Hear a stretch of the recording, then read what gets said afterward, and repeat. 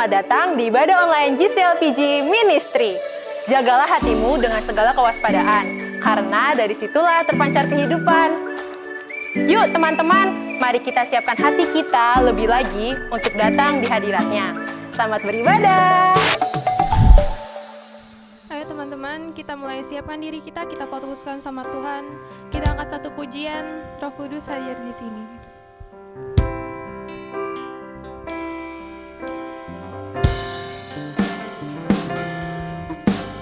Roh Kudus hadir di sini, mengalir di bait suci. Perkara ajaib pun terjadi, kuasa mukjizat nyata.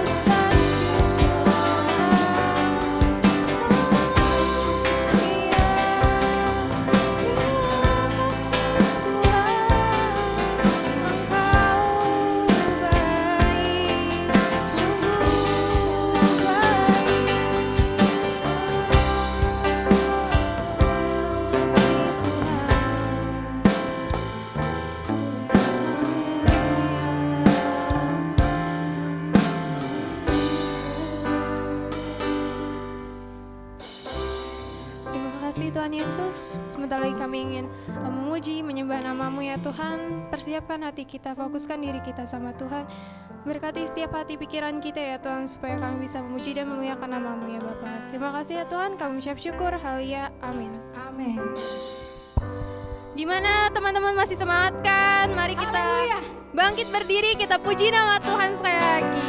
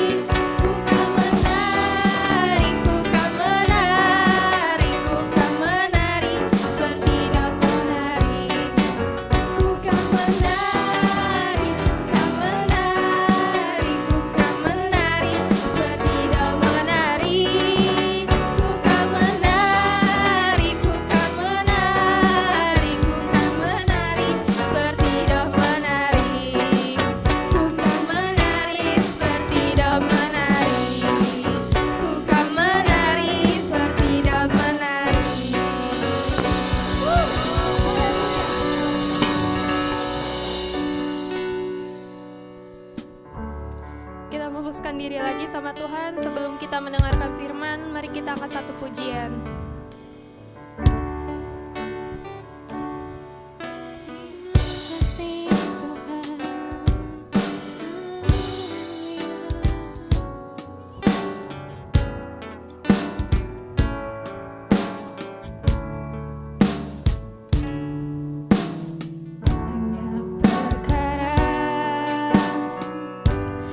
Yang tak dapat ku mengerti.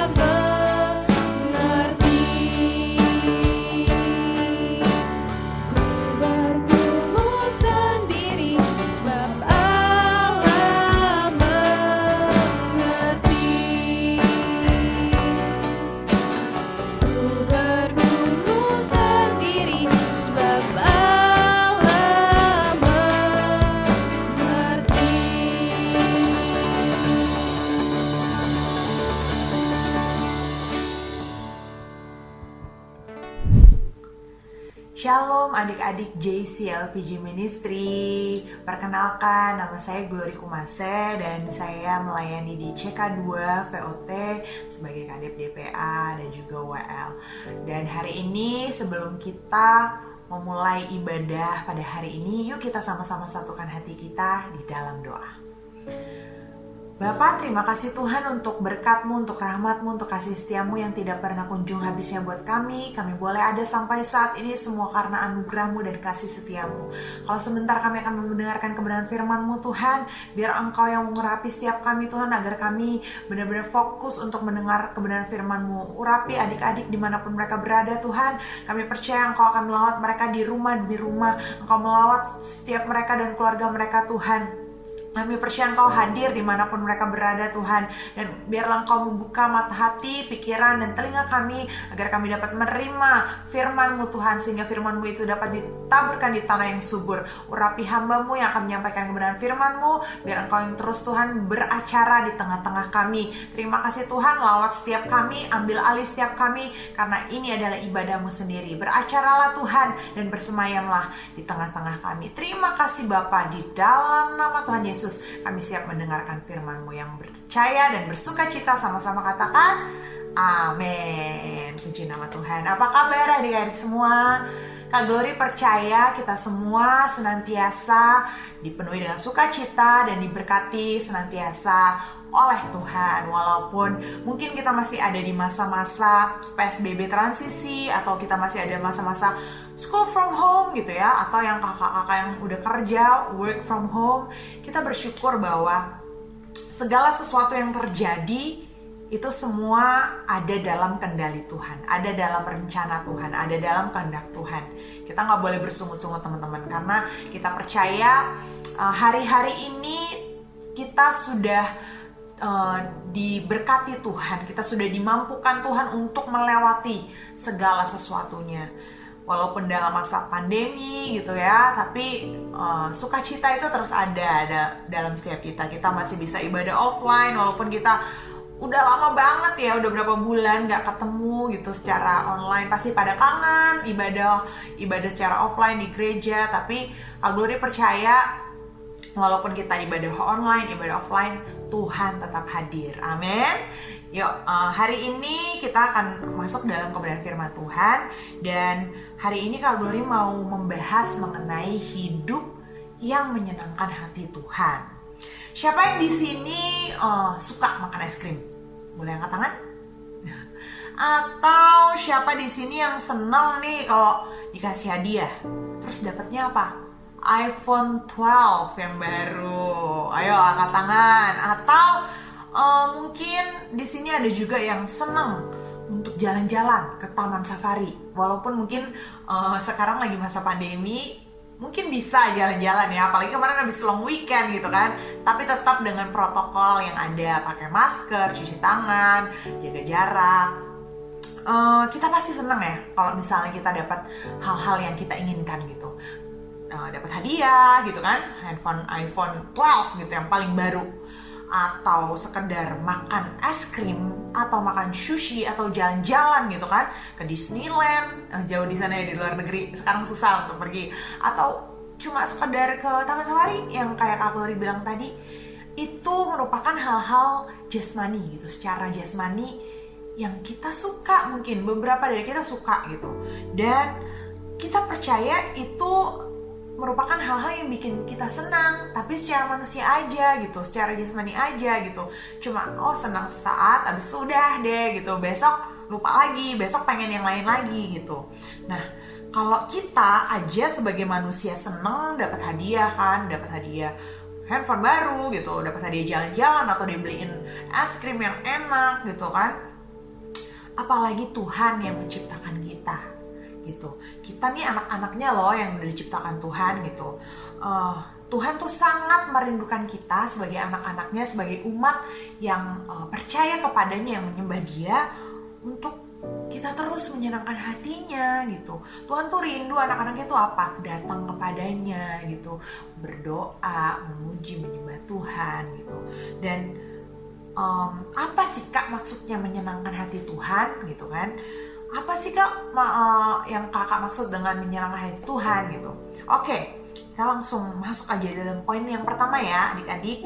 Menyenangkan hati Tuhan tuh artinya adalah kita hidup takut akan Tuhan dan juga mengasihi Dia. Yuk kita sama-sama buka di Mazmur 147 ayat yang ke-11. Adik-adik bisa buka Alkitabnya terus kita baca sama-sama ya. Mazmur 147 ayat yang ke-11. 1, 2, 3. Tuhan senang kepada orang-orang yang takut akan Dia, kepada orang-orang yang berharap akan kasih setianya. Oke. Di ayat ini dikatakan Tuhan senang kepada orang-orang yang takut akan Dia. Dia itu siapa? Dia Tuhan gitu. Kepada orang-orang yang berharap akan kasih setianya. So, maksud hidup takut akan Tuhan ialah suka untuk selalu berada dekat sama Tuhan gitu. Suka untuk mencari Tuhan, suka untuk berdoa, memuji, menyembah namanya senantiasa gitu. Kita menjauhkan diri juga dari segala perbuatan jahat, dari segala dosa gitu. Yang kita tahu dari takut akan Tuhan adalah dekat sama Tuhan, hidup intim sama Tuhan gitu kan, mengenal Dia senantiasa. So kalau teman-teman pernah baca soal Raja Daud ya, Raja Daud tuh semenjak dia muda dia gemar untuk berada dekat sama Tuhan. Dalam setiap kesempatannya dia selalu cari Tuhan. Kita tahu ya, Daud dari beberapa saudaranya tuh adalah yang paling kecil. Kalau kakak-kakaknya tuh gede, kuat, tuh badannya six packs gitu ya. Tapi Daud yang paling kecil nih, yang paling bontot gitu kan. Tapi Tuhan pilih Daud gitu. Tuhan pilih Daud untuk jadi apa? Jadi raja gitu. Dia cuma disuruh papanya ya, ayahnya menggembalakan domba-domba dan dia gemar gitu. Dia menggembalakan domba-domba di padang rumput sambil dia bawa apa? Kecapi, sambil dia main gitu. Dia menggembalakan domba-domba di padang rumput. Dan karena kesetiaannya gitu, dia senantiasa mencari Tuhan, dia senantiasa memuji nama Tuhan. Dan kalau kita baca ya di Mazmur 1 sampai habis ya, Mazmur 150 itu Daud tuh walaupun dia dalam masalah sesulit apapun itu, dia gak pernah lupa untuk mengisi hatinya dengan kata-kata dan perenungan yang manis untuk Tuhan. Makanya Daud ngerti bahwa hanya di dekat Allah saja ia dapat menemukan damai sejahtera, ketenangan, jawaban, dan pembelaan atas segala masalah yang dihadapi gitu kan. Dia dikejar-kejar sama Saul, mau dibunuh, tapi dia tahu dia punya Tuhan yang selalu ada buat dia. Dia punya Tuhan yang gak akan membiarkan dia jatuh sampai tergeletak gitu.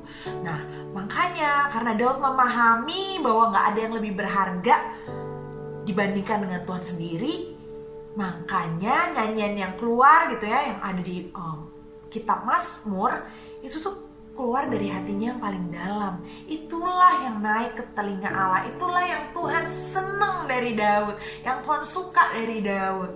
Makanya gak heran kalau di firman Tuhan dibilang Tuhan berkenan sama Daud. Ia mendapati Daud tuh seorang yang berkenan di hatinya dan melakukan segala kehendaknya. Nah makanya sampai akhirnya Raja Daud ini dipilih gitu. Daud ini dipilih sebagai seorang raja, dan bahkan Tuhan mengikat perjanjian dengan Daud gitu untuk mengokohkan tata kerajaan bagi keturunannya sampai selama-lamanya, sampai hari ini gitu. Ada keturunan Daud gitu. Karena apa? Karena Daud tahu gimana caranya untuk senangin hati Tuhan. So kita harus perlu belajar banyak dari Raja Daud gitu. Walaupun Daud gak sempurna, walaupun dia pernah ngelakuin kesalahan, ngelakuin dosa, tapi dia gak pernah kembali ke dosa yang sama, adik-adik gitu. Dia tahu gitu kalau dia sudah melakukan kesalahan, dia melakukan dosa, dia kembali kepada Bapa, dia bertobat, dia minta ampun, dan dia mengakui kesalahannya. Makanya Tuhan tuh senang gitu sama Daud, karena Daud pribadi yang sungguh-sungguh tahu isi hatinya Tuhan. Sebegitu dia dekatnya sama Tuhan, sampai dia tahu apa yang harus dia lakukan di hadapan Tuhan. Nah, oleh sebab itu kita perlu tahu bahwa menyenangkan hati Tuhan artinya kita senantiasa mengasihi Tuhan seperti Daud yang selalu mau tinggal di dalam kediaman Tuhan, yang selalu mau hidup di dalam hadirat Tuhan gitu kan. Di Mazmur banyak sekali ayat-ayat yang Daud tulis bagaimana kerinduannya kepada Allah, bagaimana kerinduannya untuk menikmati bait Tuhan gitu. Dia terus mau duduk di kaki Tuhan, dia mau terus berada di dalam hadirat Tuhan. Makanya Daud bisa sebegitu peka akan apa yang Tuhan mau. Jadi adik-adik, yuk kita sama-sama renungkan ini. Kita harus belajar dari Raja Daud bahwa kita harus hidup takut akan Allah dan mengasihinya sebagai apa? Sebagai tanda bahwa kita mau menyenangkan hati Tuhan. Itu poin yang pertama. Nah, sekarang kita masuk ke poin yang kedua. Apa sih Kak maksudnya menyenangkan hati Tuhan? Nah, menyenangkan hati Tuhan yang kedua artinya adalah kita hidup seturut kehendak Tuhan dan melakukan firman Tuhan gitu. Maksudnya hidup seturut kehendak Tuhan apa Kak? Yaitu kita mentaati peraturan-peraturan yang Tuhan buat di Alkitab gitu. Kita mentaati dan melakukan firman Tuhan, apa yang Tuhan suruh gitu kan. Perintah-perintah Tuhan ya kan. Tuhan suruh kita untuk mengasihi sama gitu. Kita harus melakukan apa yang benar di mata Tuhan gitu. Gimana Kak kita tahu perintah Tuhan gitu kan? Gimana Kak kita tahu kita harus ngelakuin yang benar gitu kan? Ya, supaya kita tahu untuk kita melakukan perintah Tuhan, supaya kita tahu untuk kita melakukan hal-hal yang benar, ya yang kita lakukan adalah lewat saat teduh. Ya, ayo siapa di sini yang setiap hari saat teduh? Angkat tangannya dong. Nah, kalau mungkin ada yang nggak angkat tangan gitu ya, yang masih bilang, aduh Kak, aku belum bisa bangun pagi untuk saat teduh gitu kan. Oh nggak apa-apa gitu, yang penting dari kalian punya kerinduan, punya keinginan, punya kemauan gitu. Bilang aja sama Tuhan gitu, bilang aja sama Roh Kudus gitu. Kan Roh Kudus Tuhan kirim untuk memampukan kita, untuk menolong kita, untuk menghibur kita. Jadi bilang aja, Tuhan aku mau saat teduh, bangunin aku ya besok pagi Tuhan jam 6 pagi gitu. Atau jam 5 subuh bangunin aku Tuhan untuk saat teduh gitu. Saat kalian punya kerinduan seperti itu, saat kalian ngomong aja sama Tuhan, nanti Tuhan bangunin deh. Percaya nggak percaya, entah itu kalian mungkin kebelat untuk ke belakang gitu kan, tapi itu cara Tuhan untuk membangunkan kalian gitu. Untuk membangunkan kalian apa? Untuk mempunyai hubungan dengan Tuhan, hubungan pribadi, lepas pribadi sama Tuhan. Kalian duduk gitu ya di kamar, kalian minta Tuhan terima kasih buat pagi ini, berbicaralah sama aku Tuhan, aku mau mendengar suaramu, berikan kepekaan buat telingaku untuk mendengar suaramu, berikan Tuhan pesan-pesanmu, pewahyuanmu agar aku dapat mengerti isi hatimu yang hendak engkau mau sampaikan buatku. Bilang aja sama Tuhan, nanti Tuhan akan bekerja gitu. Karena di firman Tuhan juga bilang saat pagi hari gitu, Tuhan tuh berbicara sama kita, Tuhan ngomong sama kita, ada mana di pagi hari gitu kan. Jadi ayo adik-adik yang mungkin belum punya waktu saat teduh sama Tuhan, ayo mulai bangun pribadi kita untuk saat teduh, untuk baca Alkitab di pagi hari, untuk berdoa untuk apa? Ya pertama berdoa untuk keluarga, berdoa untuk papa mama, berdoa untuk adik kakak, saudara-saudara, berdoa untuk kakak-kakak rohani, gembala kita di gereja, rekan-rekan semua, bangsa, berdoa di situ. Itu waktu kita pribadi sama Tuhan gitu kan. Kalau mungkin kita ada mesbah keluarga sama papa mama, tapi kita perlu juga untuk punya saat teduh. Artinya apa? Kita punya waktu sendiri sama Tuhan gitu. Kita sama Tuhan aja gitu. Kita ngobrol, kita berkomunikasi sama Tuhan. Nah, abis itu apalagi Kak? Gimana cara kita tahu perintah Tuhan gitu?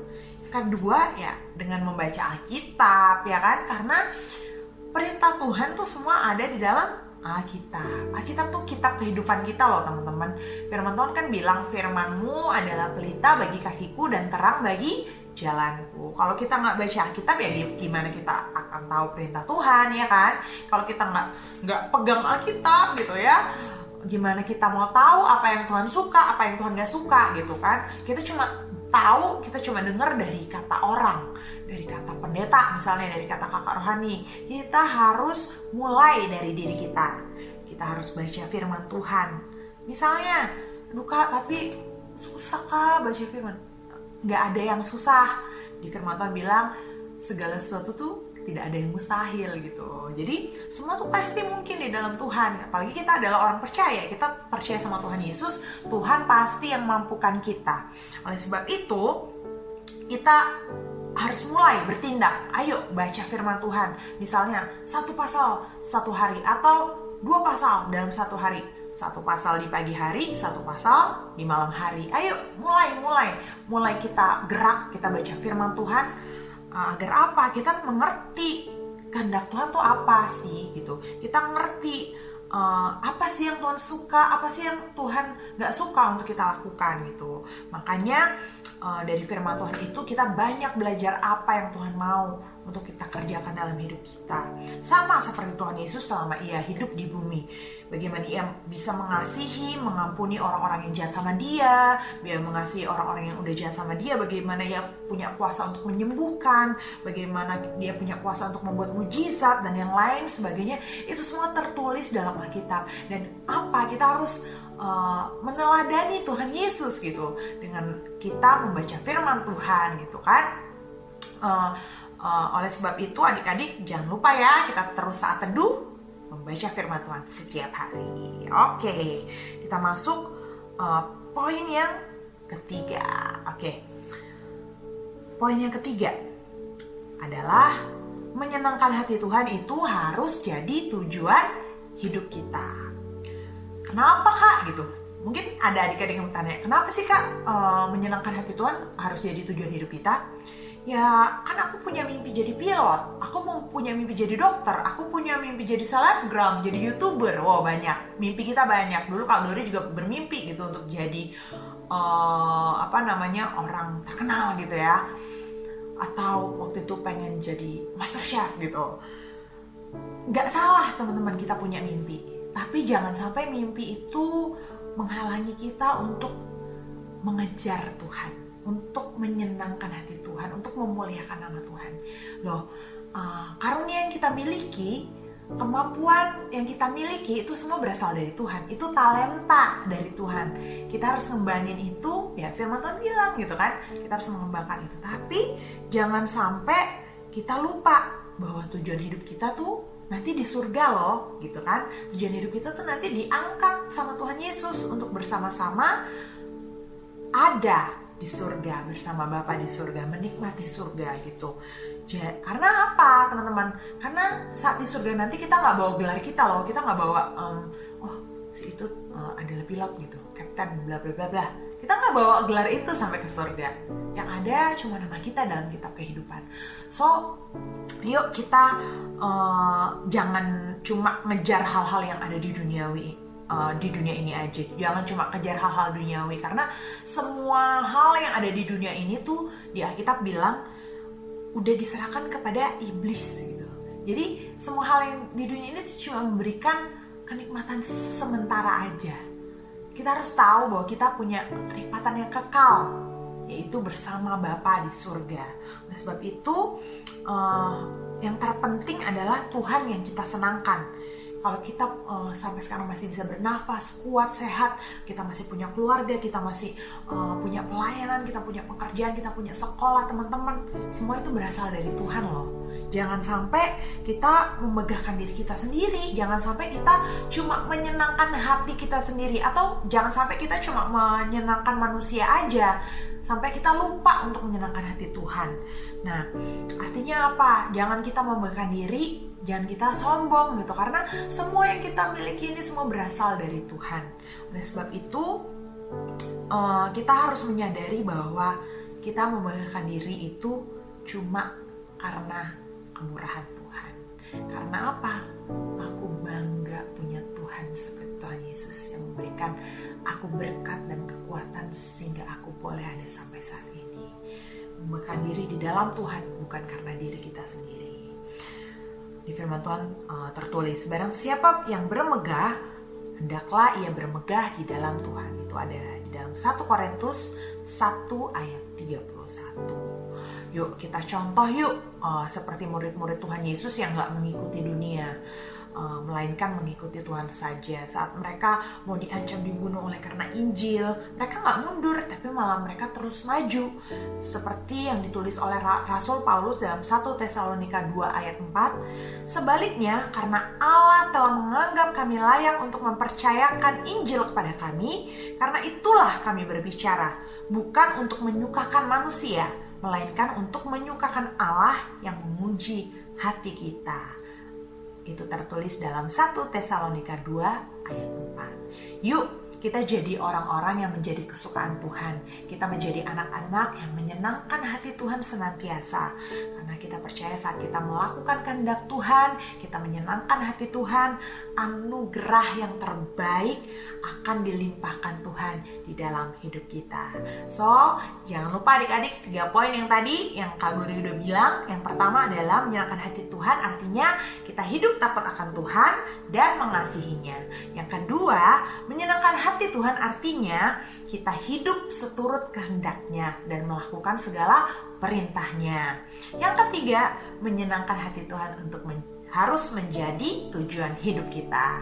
So, ayo hidup kita dedikasikan untuk Tuhan, kita berikan untuk kemuliaan nama Tuhan, biar lewat hidup kita nama Tuhan dipermuliakan, nama Tuhan disenangkan, dan hidup kita menjadi kesukaan Tuhan. Yuk, yang sudah mendengarkan firman Tuhan dan mau meresponi firman Tuhan hari ini, yuk sama-sama taruh tangan kananmu di dada dan kita satu hati di dalam doa. Bapa, terima kasih Tuhan, hari ini kami sudah belajar bahwa hidup kami mau menyenangkan hati-Mu, bahwa hidup kami mau menuruti segala perintah dan kehendak-Mu Tuhan.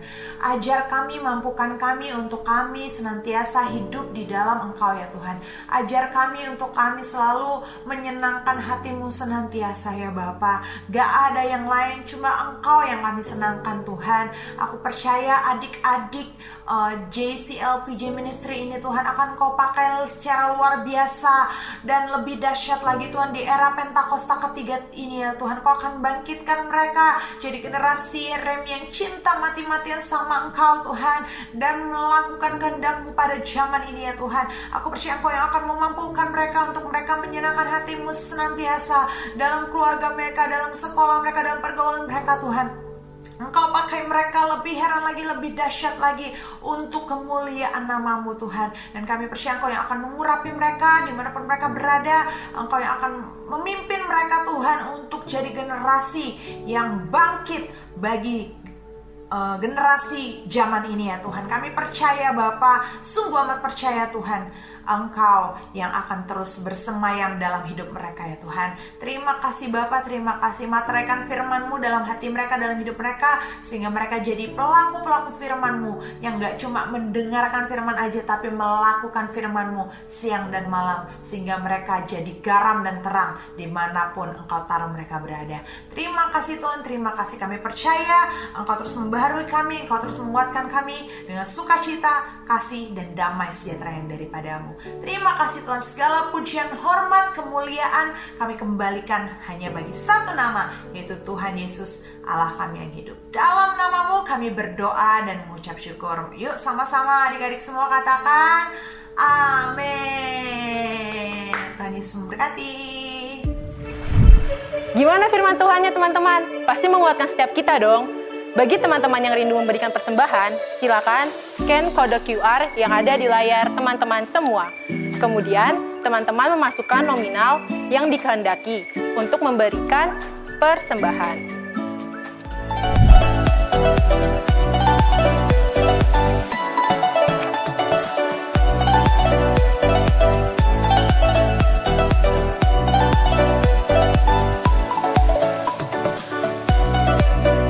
Terima kasih sudah mengikuti ibadah hari ini.